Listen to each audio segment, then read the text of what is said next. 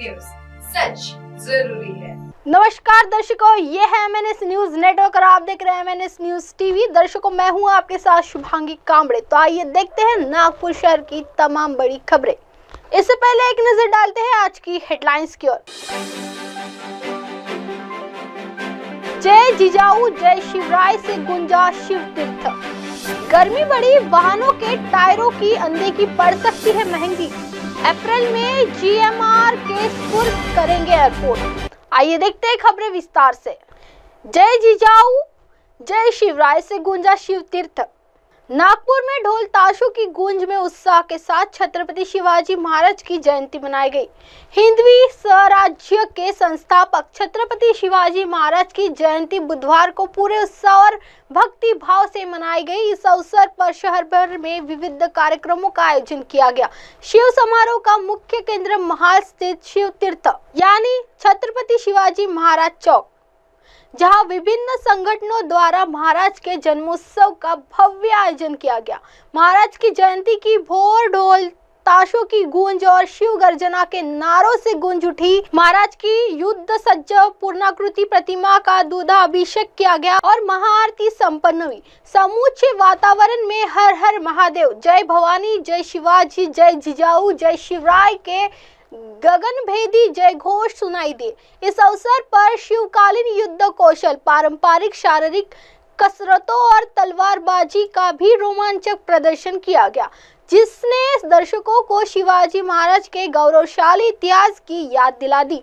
पूरे परिसरों को भगवा ध्वजों और आकर्षक रंगोलियों और विद्युत सज्जा से सजाया गया। रात्रि के समय शहर भर में शोभा यात्रा, पालकी और भव्य जुलूस निकाले गए, जिनमें हजारों की संख्या में शिव भक्तों ने भाग लिया। कई स्थानों पर शिव गीतों और पोवाड़ों का भी आयोजन किया गया था। शिव चरित्र के महत्व को उजागर करने के लिए व्याख्यानों और चर्चा सत्रों का भी आयोजन हुआ। शहर में शिव जयंती के उल्लास का अद्भुत नजारा देखने को मिला, जिससे वातावरण पूरी तरह शिवमय हो गया।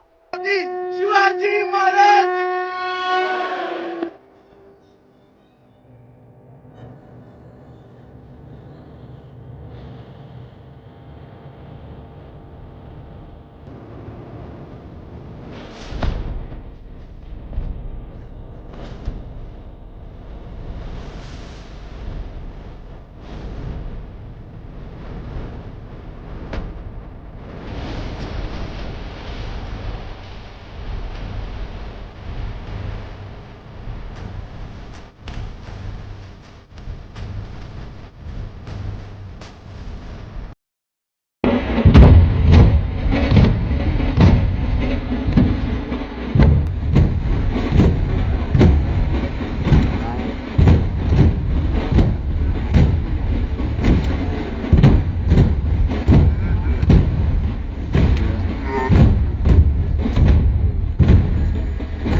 आइए बढ़ते एक और खास खबर की ओर। गर्मी बढ़ी, वाहनों के टायरों की अनदेखी पड़ सकती है महंगी। जी हां, शहर सहित विदर्भ का तापमान काफी बढ़ गया है और आने वाले दिनों में यह और भी बढ़ सकता है। इस तापमान में वाहनों की देखभाल और टायर की देखभाल बहुत महत्वपूर्ण है। जी हां, गर्मी के सीजन में अधिक गर्मी से टायर में हवा का दबाव कम या ज्यादा हो सकता है, जिससे टायर फटने या खराब होने का खतरा हो सकता है। टायर में हवा का दबाव संतुलित रखना, टायर की सतह की जांच करना और सही स्थिति में टायर का उपयोग करना, यह सभी महत्वपूर्ण है। इस प्रकार की देखभाल से न केवल वाहन की कार्य क्षमता बढ़ती है, बल्कि आपकी सुरक्षा के लिए भी यह जरूरी है। शहर समेत विदर्भ में तापमान फिलहाल 35 डिग्री तक पहुंच गया है। गर्मी का असर अब महसूस होने लगा है। सुबह से ही चिलचिलाती धूप परेशान करी है। बढ़ती गर्मी में वाहन के टायरों की स्थिति को नजरअंदाज महंगा पड़ सकता है।